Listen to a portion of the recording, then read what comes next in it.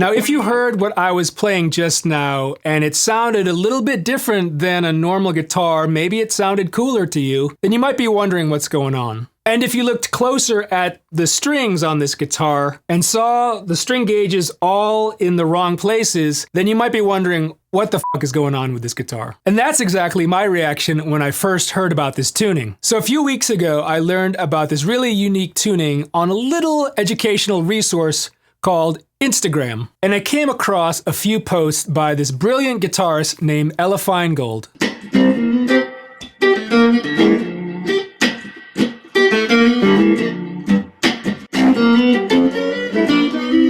Yeah, but the chord voicings she was playing really caught my ear.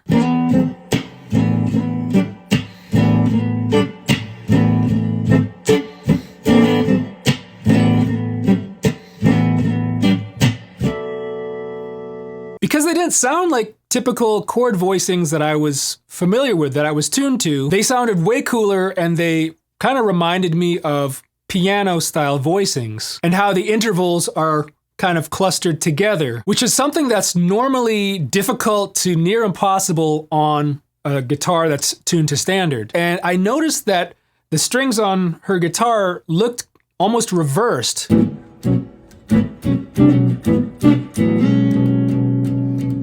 So the thinner strings were actually on the top, and the wound strings, the lower strings, were down lower. I messaged her about it, and she told me the tuning.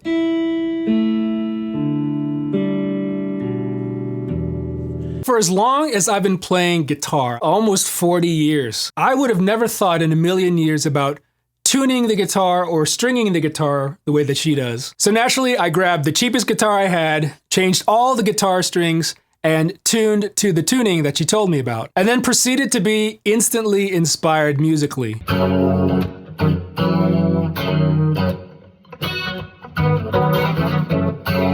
I was able to find all these crazy voicings, come up with these really cool riffs, almost immediately. Anyways, the next day, my friend and possibly your favorite guitar YouTuber, Rhett Shell, came over for a hang and a jam, and I showed him this tuning, and like me, he was totally blown away. Dude, this is so cool. This is so cool. But instead of me trying to explain this tuning to you, Rhett and I got a chance to talk to Ella to learn more about it. How did this come about?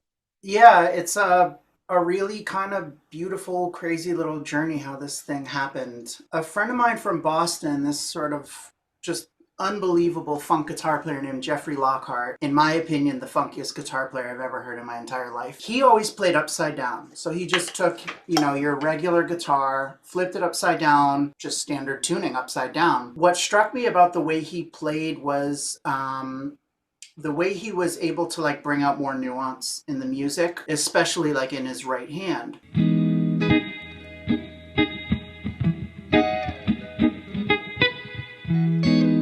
After years of just sort of fighting standard tuning, because the two things that really were always a letdown with standard tuning were not being able to grab sort of like Bill Evans' close position kind of harmony, sort of like European stuff.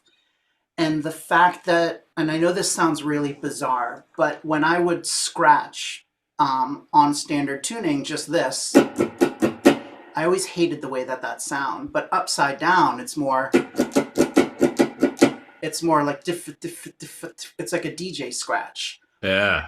It had this rhythm that I just couldn't get. So it started just with being inspired by my friend, and I bought a Squier Infinity $200 Amazon guitar, just like a proof of concept. Will this work? Is this really the thing? Is this the sound?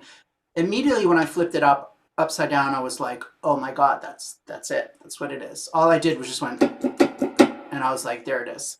So I just started playing that way for a little while. And it was terrifying because, I'm 42 and I'm like, am I really about to relearn how to play an instrument at 42, after having a career just as a professional musician? So oddly enough, it's inspired by my friend Jeffrey Lockhart to play upside down. Then my friend Blake Mills hits me up one day. He's like, Ella, I love the rhythm stuff that you've been doing. Have you ever heard of inverted tuning? And I was like, no, what's that? And he literally said, I'm about to change your life. And I thought he was kind of like fucking with me. He gave me the tuning, and I actually tuned it wrong for a couple of weeks. And I was like, "Yo, check this out." He's like, "No, Ella, that's not it." But it's not. So he got the tuning from a guy, Chris Wiseman. He's just this unbelievable, prolific songwriter, sort of musical inventor. So he invented the tuning, which he called inverted tuning. I think he invented it around 2008. So he told Blake about it. Blake told me about it. And the beautiful thing was, I actually got to talk to Chris for the first time yesterday. And I had never heard anyone use inverted tuning. I'm the only one. So I was sort of in the dark. Like, what do other people do with it, you know? And so I sent him some clips of me playing, and he gave me just the most generous compliment. And he just said, Ella, inverted tuning was obviously invented for you. It's definitely yours now. And I mean, I could have cried. It was just so generous. But he was using it way more sort of just playing like Joni Mitchell type harmony and, you know.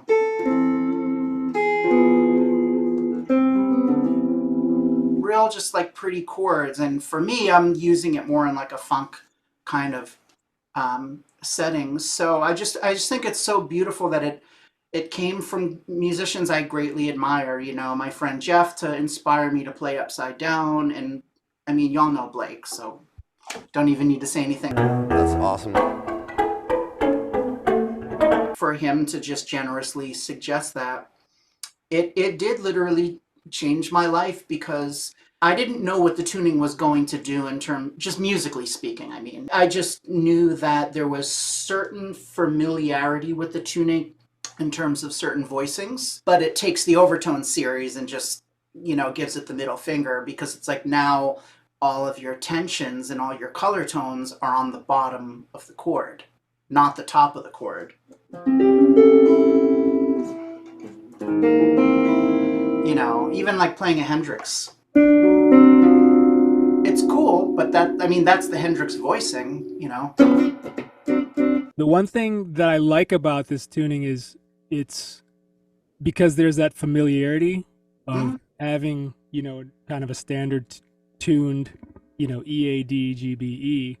So all of your voicings kind of look the same, but they sound different. And it's a little bit easier to get into than, like, say, like a dadgad tuning, where it's totally different than standard tuning. At least you have a foot in the door. It's almost like an easier alternative tuning to get into, as opposed to some of the other ones. And it's beautiful. I just find like I'm always excavating sound from it, but I'm always just sitting and finding a new, you know, like, ooh, that's pretty. You know, there's just all these chords that just happen accidentally that catch my ear, and I write them down. So can you take us through like what the actual tuning is and how you have the guitar set up? I explain this in a couple of different ways. It's technically an E minor 7/11 chord with no 9, right? Or it's just simply E, A, D, G, B, E, like you know in standard tuning, only it's high to low rather than low to high.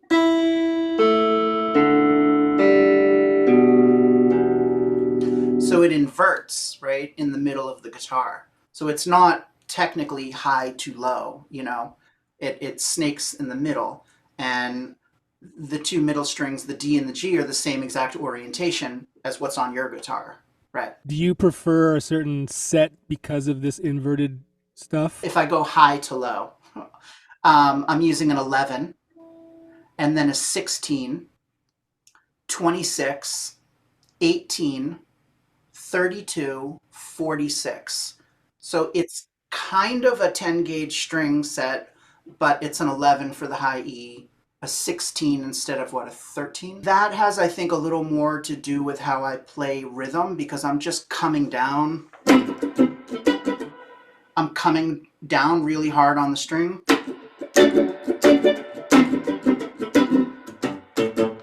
So it's a tension thing, right? Like a feel. It's a tension thing, and the funny thing is I spent a lot of time just playing rhythm and just feeling, you know, the tension and going, is this working for me? Like, does this need to be a little bit tighter. So it's partly how I play rhythm and then partly the tuning, right? Because your B string, technically speaking, is an A now, so now you need more tension.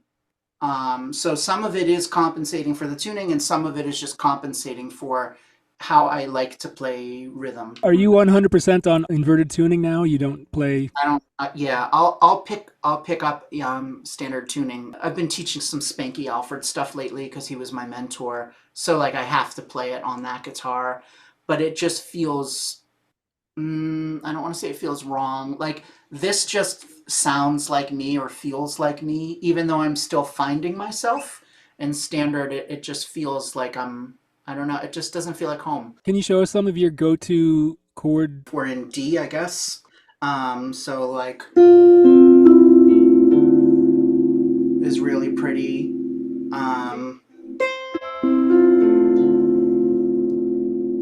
That's another really pretty one. I mean, this one I just play a lot for, and then just moving the bass down a whole step.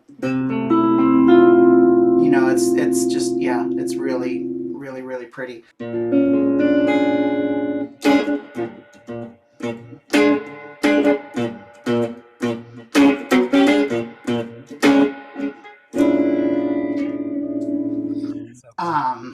It's so cool. God, it's so cool. And by the way, if you didn't know, she's worked with some amazing artists like Erykah Badu, Silk Sonic, and Jay-Z, just to name a few. So I tried Ella's inverted tuning for a few days, and I love the sound of it. But I wanted to try something a little bit different. I kind of felt like the low E string, which was now on the bottom, sounded a little bit too low for the chords that I was playing and what I wanted to hear. So what I did was actually bring it up an octave, and I put a D gauge string instead of the E gauge, low E gauge string on, and then I tuned that up to an E. So basically the E that's on the D string, fourth string, I put on the bottom. And what that did was make the chords sound even more clustered and more piano voicing like.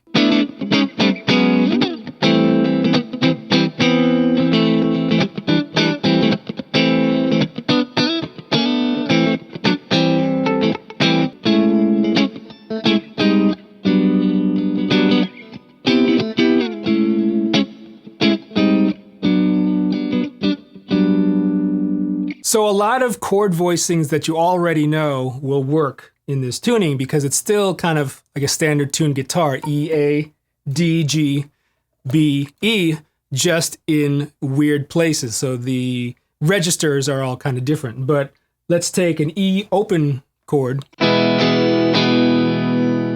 Sounds like an E chord, right? How about a G?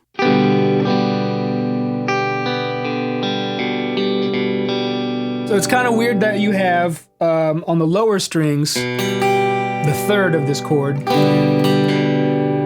So certain chords might sound funky, like here's a D chord. And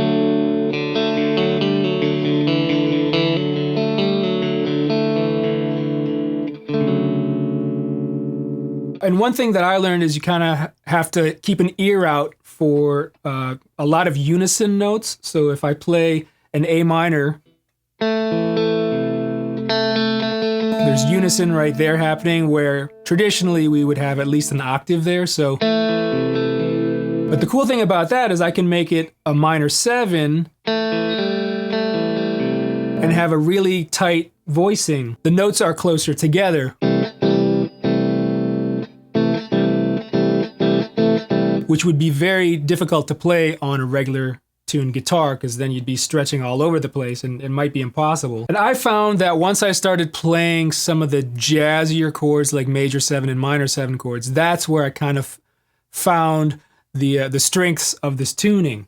So for instance, let's play an E major 7 chord. Hear how the notes are clustered together?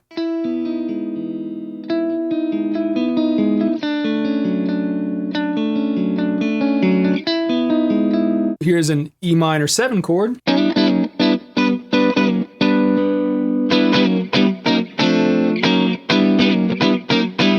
It almost has a major tonality with this type of voicing.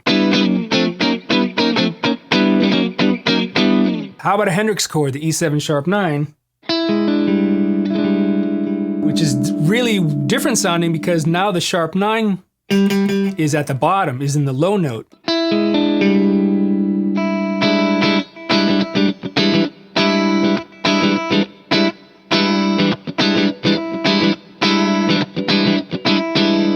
Regular E dominant 9.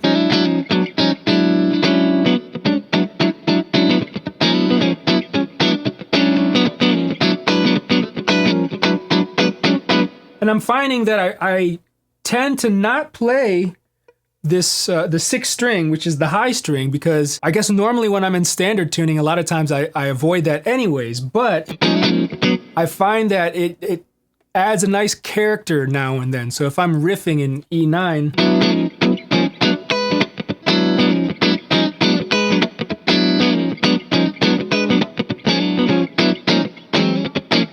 you know, kind of just hinting at it once in a while. And like Ella said, just playing an open chord gives you this kind of E minor tonality.